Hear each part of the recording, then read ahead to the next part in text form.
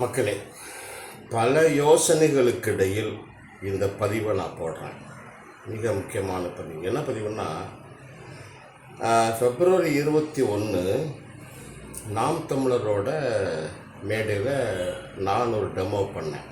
வீரக்கலையை பற்றி, அறிவுபூர்வமான வீரக்கலையை பற்றி மக்களுக்கு ஆரோக்கியத்தை உணர்த்தக்கூடிய ஒரு டெமான்ஸ்ட்ரேஷன் பண்ணி அது நல்லா சக்ஸஸ் ஆச்சு. பெரிய லெவலில் எனக்கு பாராட்டுகள். அதே மாதிரி மார்ச் மாதம் இருக்குன்னாங்க. இந்த சனிக்கிழமை நாங்கள் ரெடியாக இருந்தோம். திரும்பி கிளம்பும் போது வந்துட்டு நீங்கள் வேண்டான்ட்டாங்க, நீங்கள் வந்தீங்கன்னா மைக்கு நாங்கள் கொடுக்க மாட்டோம், அப்படி இப்படி மேடை, அவங்க மேடை, இவங்க மேடை, நீங்கள் இப்படி தான் செய்யணும், அப்படி தான் 1000 கண்டிஷன் போட்டுட்டு இதுக்கு ஒத்துக்கிட்டா வாங்க, இல்லைன்னா வேண்டான்ட்டு போயிட்டாங்க. என்னடா ரொம்ப இருக்குன்னு அப்புறம் எனக்கு ரொம்ப சங்கடம் போச்சு. எனக்கு ஆர்டர் போடுவதற்கு இந்தியாவில் யாருக்கும் தகுதி கிடையாது. நான் ஓப்பனாக சொல்கிறேன். ஏன்னா வீரக்கலையை எப்படி மக்களிடம் கொண்டு போய் சேர்க்க வேண்டும் என்று எனக்கு தெரியும். இது மாதிரி ஒரு 10 மேடை கிடைச்சா போதும், நான் தமிழ்நாட்டை வளர்த்து விடுவேன். தமிழ்நாட்டுக்குள் வீரக்கலையின் அற்புதங்களை சொல்லி மக்களை வளர்த்து அவங்களை தெளிவாக்கிடுவேன். அதான் உண்மை. வேறு யாராலும் தெளிவாக்க முடியாது.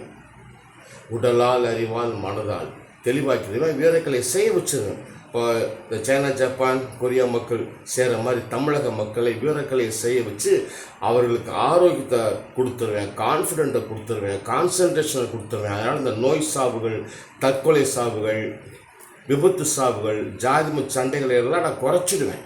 அதுதான் உண்மை. அதுக்காக நான் வெயிட் பண்ணிக்கிட்டு சந்தர்ப்பங்களை எதிர்பார்த்து உட்கார்ந்துட்டு இருந்தால் இது மாதிரி சில சைத்தான்கள் கெடுத்து விட்டுச்சு. இப்போ புதுச்சேரி, பாண்டிச்சேரி மக்களுக்கு வீரக்கலையின் அற்புதங்களை சொல்லக்கூடிய எனக்கு ஒரு நல்ல சந்தர்ப்பம் எதனாலேயோ தட்டி போச்சு. எதனால் போச்சு எனக்கு தெரியல. ஆளுக்கு ஒரு காரணம் சொல்கிறான். இவனை சம்மந்தப்பட்டவங்க கேட்டால் நீங்கள் ரொம்ப இங்கிலீஷ் பேசுங்க. எனக்கு இங்கிலீஷே தெரியாது, எனக்கு தமிழ் தான் தெரியும். நீங்கள் ரொம்ப இங்கிலீஷ் வார்த்தையை யூஸ் பண்ணுறீங்க, அப்படி இப்படின்னு. அப்போ எனக்கு கோபம் வந்துடுச்சு. தமிழில் பேசுகிறவங்களாம் தமிழனா நான் கேட்குறேன். தமிழில் பேசுகிறவங்களாம் தமிழனா, பக்கா தமிழனா கிடையாது. தமிழன்னா வீரன். வீரன்னா யார்? தமிழன்னா வீரன். உலகத்துக்கு வீரத்தை கற்றுக் கொடுத்தவன்.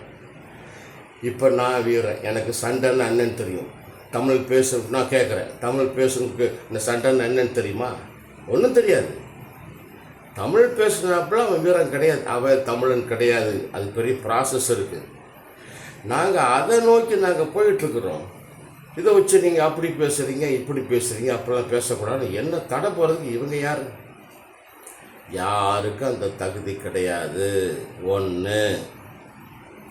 அதனால் பாண்டிச்சேரி மக்களுக்கு ஒரு நல்ல வீரக்கலை பற்றி சொல்வதற்கு எனக்கு கிடைத்த வாய்ப்பு தட்டி போச்சு. ஆனால் மீண்டும் கிடைக்கும். அப்போ நான் சந்திக்கிறேன் மக்களை உங்களை. இன்னொன்று, இந்த வார்த்தையை நான் சீமானுக்கும் கையலுக்கும் குறிப்பாக நான் சொல்கிறேன். என்ன விஷயம்னா, தாசு என்கிட்ட ப்ராக்டிஸ் பண்ணி 22 வருஷம் ஆச்சு. அவன் பழைய டெக்னிக்ஸ் தான் எடுக்கிறான். அறிவுபூர்வமான டெக்னிக்ஸ் இப்போ அவன் எடுக்கிறதில்ல. 2 வார்த்தை சொல்கிற கேளுங்க, அதை வச்சு நீங்கள் அவனை வாட்ச் பண்ணுங்க. கைகாலோட முறையான அசைவுக்கும் மூளையோட சக்தி டெவலப்மெண்ட்டுக்கு சம்மந்தம் இருக்கு. கச்சான்னு அசைச்சா இருக்கிறதும் போயிடும். அதே மாதிரி கம்போட அசைவுக்கும் மூளையோட சக்தி டெவலப்மெண்ட்டுக்கு சம்மந்தம் இருக்கு. இந்த 2 பிரகாரம் அவன் பண்ணவில்லை. அவன் தெரியாது. அவன்கிட்ட போய் கிளாஸ் எடுத்தீங்கன்னா குழப்பி விட்டுருவான். குழப்பின மூளையை திருப்பி சரியாக கொண்டு வருது ரொம்ப கஷ்டம், முடியாத காரியம். அதனால் ஒழுங்காக அவனை பயிற்சி பண்ண சொல்லுங்க என்கிட்ட. இல்லைன்னா அவனும் கெட்டு, அவனால் அவன் பெற்ற பசங்க ஜோசுவா, ஃபெர்ன, கொரோனிக்கு அவங்களையும் கெடுத்து இத்தனோண்டு காசுக்காக ஃபியூச்சரை கெடுத்துட்டு கிடக்காங்க. இந்த தப்பை பண்ண விடாதீங்க சொல்லிட்டேன். அப்புறம் சீமானுக்கு தனிப்பட்ட முறை நான் சொல்கிறேன். சீமானோட கைகால்களே செத்து போய் கிடக்குது. செத்து போனால் கைகால உயிர் இல்லாமல் செத்து போயிருந்தால் சாவு பக்கத்தில் இருக்குன்னு அர்த்தம். கை காலுக்கு எந்த அளவுக்கு உயிர் இருக்குதோ, எந்த அளவுக்கு நம்ம கட்டுப்பாட்டுகள் இருக்குதோ, அந்த அளவுக்கு தான் நமக்கு ஆயுள் ஜாஸ்தி. சைத்தான் தூரக்க இருப்பான், கிட்டக்க வரமாட்டான். இல்லைன்னா கிட்டக்க வந்து எப்படான்னு காத்துருந்து அசந்த நேரத்தில் டப்புன்னு பிடிச்சி போயிடுவான். அது ஹார்ட் அட்டாக்காக இருக்கலாம், சக்கரை வியாதி இருக்கலாம், பிபியாக இருக்கலாம், ஆக்சிடெண்ட்டாக இருக்கலாம், வேறு விதமாக டிப்ரெஷனாக கூட இருக்கலாம். டக்குன்னு கொண்டு போயிடுவான். ஸோ கை கால் எந்த அளவுக்கு உயிர் இருக்குதோ அந்த அளவுக்கு தான் சைத்தான் கிட்டக்க வரமாட்டான். உதாரணத்துக்கு நான் ஒன்று சொல்கிறேன். கையை இப்படி வைங்க, எல்லாரும் கை இப்படி, மக்களே உங்கள் சேர்ந்தா சொல்கிறேன், இப்படி சுற்றுங்க, அப்படி தள்ளுங்க நேராக. அதே அடுத்த கை இப்படி வைங்க, இப்படி சுற்றுங்க, ரவுண்டாக சுற்றுங்க, நேராக தள்ளுங்க. இது வருதான்னு பாருங்கள். இது வந்துச்சுன்னா உங்கள் கைகால் உங்கள் கட்டுப்பாட்டுக்குள் இருக்குன்னு அர்த்தம். இது வரலைன்னா உங்கள் கைகாலே உங்கள் கட்டுப்பாடுகள் இல்லைன்னு அர்த்தம். கைகாலே கட்டுப்பாடுகள் இல்லைன்னா உங்களால் ஒன்றும் செய்ய முடியாது.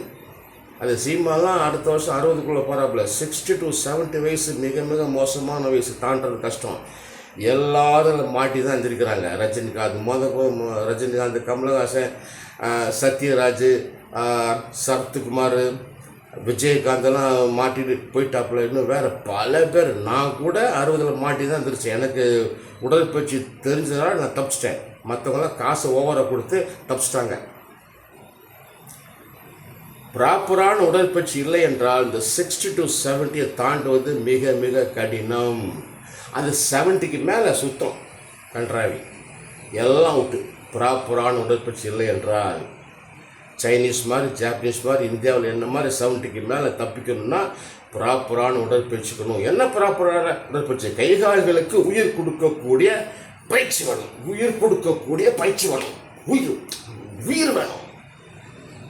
இல்லை என்றால் வாழ்க்கை சுருங்கிடும். அதனால் கைகால்களுக்கு உயிர் கொடுக்கக்கூடிய பயிற்சியை முறையாக அனைவரும் செய்ய வேண்டும் என்று கேட்டுக்கிறேன். சந்திக்கிறேன். வணக்கம்.